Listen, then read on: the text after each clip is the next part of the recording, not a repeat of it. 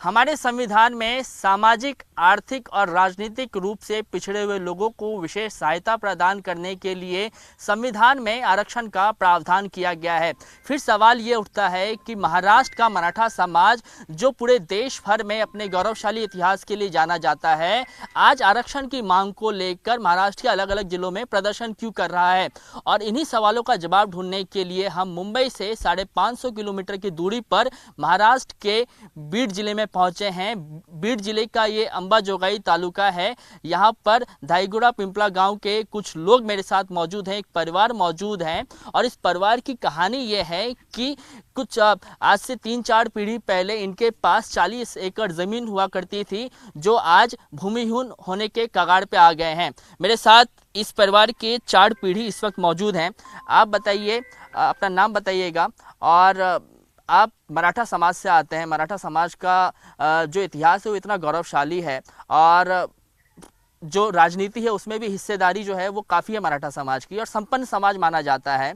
फिर आप लोगों को आरक्षण की ज़रूरत क्यों आन पड़ी? हमारे इसमें कोई राजनीतिक, हमारे जो है वो है, लेकिन हमारे इसमें कोई राजनीतिक नहीं है। लेकिन हमारे जो मेरे दादाजी है उनको 40 एकड़ ज़मीन थी। अभी इनको उनके उनके उनके पास 4 भाई है, तो उनको 10-10 एकड़ उनको आ गई। तो उनके बाद में मेरे पिताजी और मेरे चुलते ये तीन हैं, तो उनको फिर 3-3 एकड़ 3.25 एकड़ आ गई। फिर मुझे तो, मेरे को और एक भाई है, तो मेरे को 1.5 एकड़ आ गया। और मेरे ये बेटा है, तो उसको तो फिर ज़मीन ही नहीं मिलेगी, तो इसके बेटे को भी ज़मीन नहीं मिलेगी। इसके लिए हमारे को राजनीतिक नहीं चाहिए, लेकिन हमारे को शिक्षण के लिए आरक्षण चाहिए। जो मेरा बेटा है उसको इतनी फी हम नहीं भर सकते हैं। अभी फी इतनी ज़्यादा है कि मैं इसको काम करूंगा, एकड़ में कितना निकलेगा, फिर ये बेटे को मैं फी कहाँ से भरूंगा इतनी। तो इसके लिए हमारे को आरक्षण चाहिए कि ये पढ़ना पड़ेगा, कुछ तो भी कहाँ कौन से कुर्सी पे जाके बैठेगा तो घर भी थोड़ा अच्छा चलेगा। ठीक है। आप अपने परिवार में क्या इकलौते कमाने वाले हैं? परिवार का गुजर बसर जो है वो किस तरीके से होता है? मैं अकेला च कमाता हूँ। मेरा छोटा भाई है जो अभी गैरेज को गया है काम को, ऐसा ही काम करता है वो भी। उसको कॉलेज हो गया उसका, लेकिन उसका जब कॉलेज था तो वो पुलिस भर्ती करता था। तो पुलिस भर्ती करने के बाद उसके साथ में जो लड़के थे, उसका मेरिट 160, उनको आरक्षण होने के बावजूद उनको नौकरी मिल गई। लेकिन मेरे भाई को 165 170 मार्क होने के बाद भी वो आज गैरेज पे काम को जाता है। तो आप कह रहे हैं कि जब कॉलेज के दौरान आपका जो छोटा भाई है वो पुलिस की भर्ती की तैयारी कर रहा था, लेकिन चूंकि आरक्षण के वजह से दूसरे लोगों को मौका मिल गया, और आपके भाई को मार्क्स अच्छा रहने के बदौलत भी मौका नहीं मिला है। ये सही बात है, ये बिल्कुल सही बात है। सब क्वालिटी है, पेपर है, हमारे लड़के बहुत होशियार है, लेकिन नौकरी नहीं मिल रही है खाली आरक्षण की वजह से।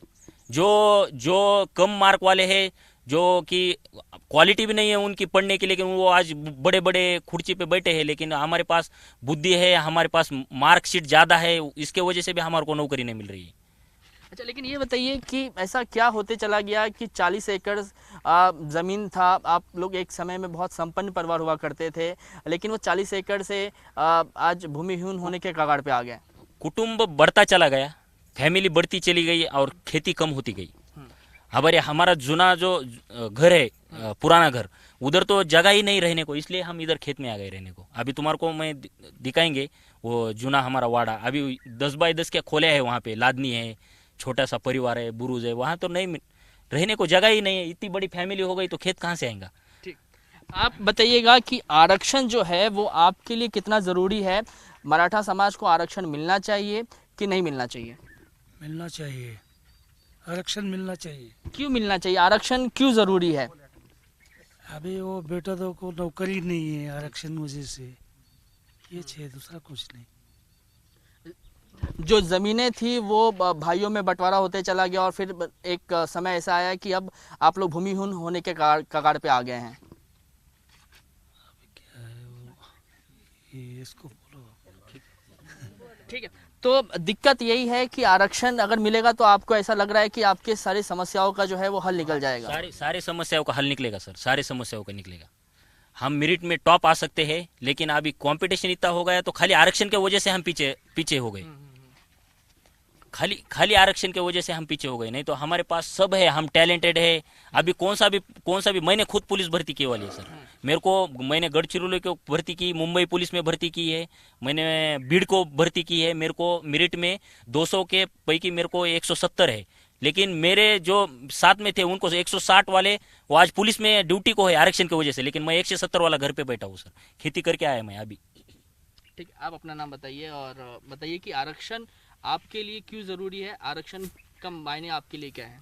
सर आरक्षण इसलिए चाहिए सर कि जो हम पढ़ाई करें उसका हमारे को कुछ फ़ायदा ही नहीं मिला। क्यों तो मैं परभनी पुलिस भर्ती गया था सर, मेरे को 168 मार्क गिरे थे।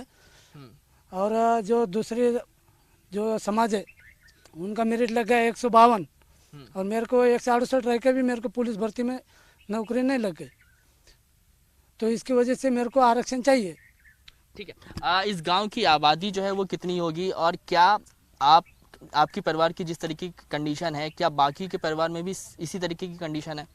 सर गांव में 3,500 है, मगर वह सब अब ये जो आरक्षण का है, आरक्षण नहीं, इसके लिए सब मजदूर बन गए, खेती बाड़ी नहीं रही। जो फिर ठीक है, तो ये मराठा समाज की एक तस्वीर ये भी है, जहां एक तरफ मराठा समाज पूरे देश भर में अपने गौरवशाली इतिहास के लिए जाना जाता है, संपन्नता के लिए जाना जाता है, वहीं दूसरी तरफ मराठा समाज में एक तबका ऐसा भी है जो विकास से कोसों दूर खड़ा है और इसीलिए वो आरक्षण की मांग कर रहा है। आज जैसा कि इस परिवार की कहानी को आपको हमने बताया कि किस तरीके से एक समय में इनके दादा के पास 40 एकड़ ज़मीन हुआ करती थी और आज जो है वो समय ऐसा आ गया है कि ये लोग बिल्कुल ही भूमिहीन होने के कगार पे आ गए हैं और यही इसीलिए ये जो मराठा समाज है वो सड़क पर उतरकर आरक्षण की मांग लगातार कर रहा है। कैमरामैन प्रशांत माने के साथ कृष्णा ठाकुर, बीड़, महाराष्ट्र।